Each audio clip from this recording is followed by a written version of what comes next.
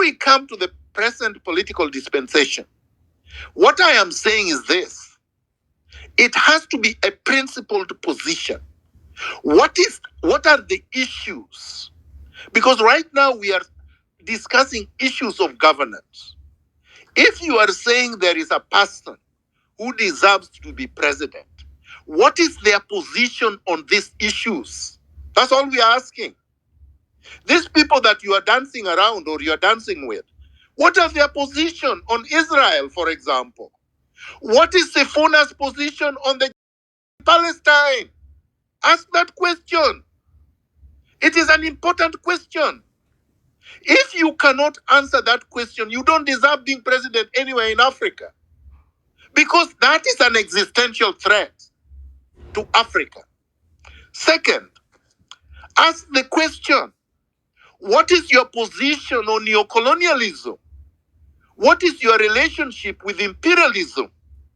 Do you want the state, the neocolonial African state, i.e. Kenya, to continue the way it has since the flag independence? Ask them that question.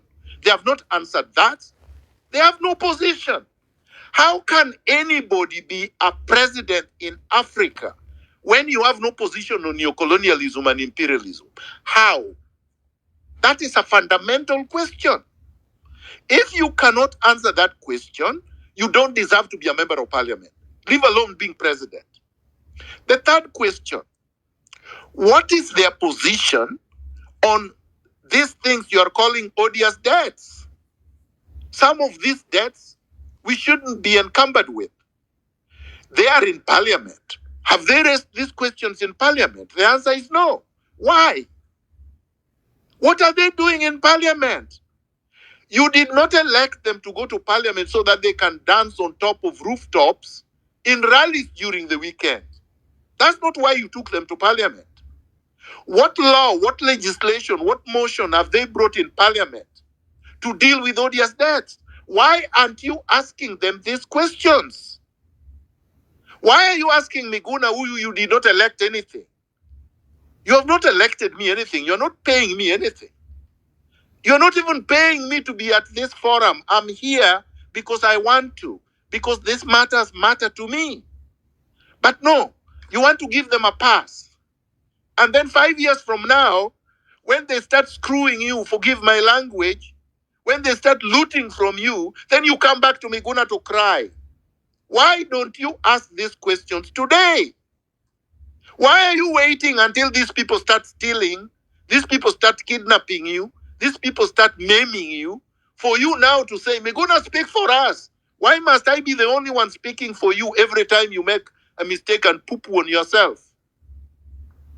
So the next question, is Miguna going to arrest this individual? You see, this is the burden I have to carry. Miguna is the one who has to arrest them. And yet Miguna has told you something very simple. I have told you, look, the solutions to these problems is a revolution. How many times do I have to say that? Because the moment we do it, and we can do it popularly on the streets, and you don't need the entire country, the gentleman was right. I told him, and I have told Kenyans, you only need 1 million people to overthrow a government. That's all you need on the street. You don't need arms. You just need 1 million people on the streets. And they will run away, literally.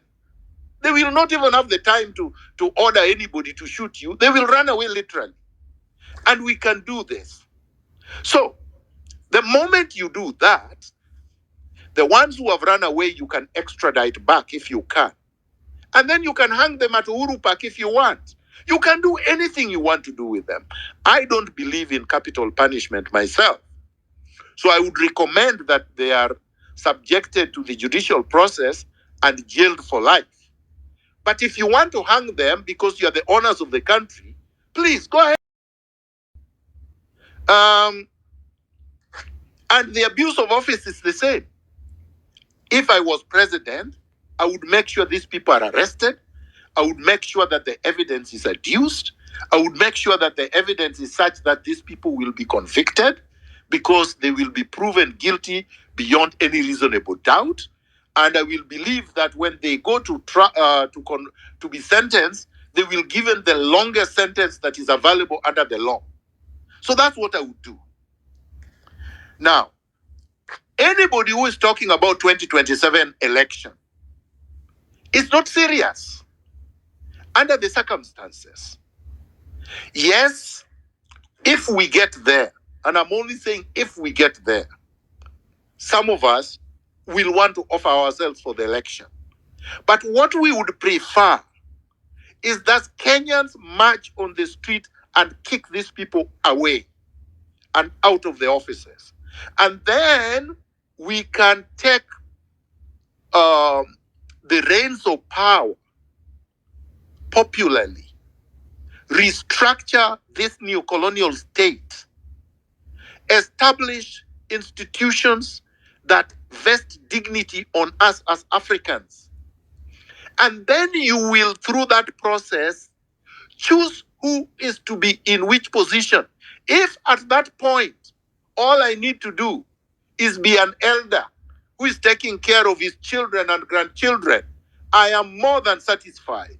I don't have to be in any position of power if we have revolutionized our country. I don't have to. There are so many people, including Boni and the rest, who can more than capably take care of those offices. And I will just cheer them. I'm very capable of doing that. But what I insist on is as long as we have not had this revolution, I will continue speaking fearlessly, speaking radically, speaking unapologetically, and nobody will try to guilt trip me because I voted for Ruto in 2022 because Raila and Uhuru Kenyatta had locked me out of the country for 5 years and I needed to have them defeated so that I could return to the country. I say that without apology. I voted for Ruto. I will say that 1,000,000 times. And yes, I was right. We defeated Raila Odinga and Uhuru Kenyatta. I've always been right. I was right in 2007. I was right in 2013. I was right in 2017. I was right in 2022. And I'm going to be right in 2027. If you don't like it, don't vote for me. I don't deserve your vote. Go and vote for your criminals. I'm not going to beg a demagogue or some kind of this impunity merchant apologies to vote for me. No, I'm not that kind of person. It doesn't have to be at any price. If you don't want me because I am not soft enough, because you think, quote unquote, Miguna is arrogant, so be it. Vote for your thugs. That's whom you deserve. Okay? But don't cry to me or on my shoulders when you are being brutalized that I should speak on your behalf. Speak on your behalf. I will speak on behalf of freedom fighters. Those are the people I care about. I don't care about neocolonial stooges. Okay? So let's make this robust and let's debate these issues without fear. Let's not do them hypocritically because I want to get the votes. I will only say what you like. No, I'm not like that. I was not made from that. I don't care about what you like. I care about our revolution and our dignity. And if you don't like that, so be it. Thank you.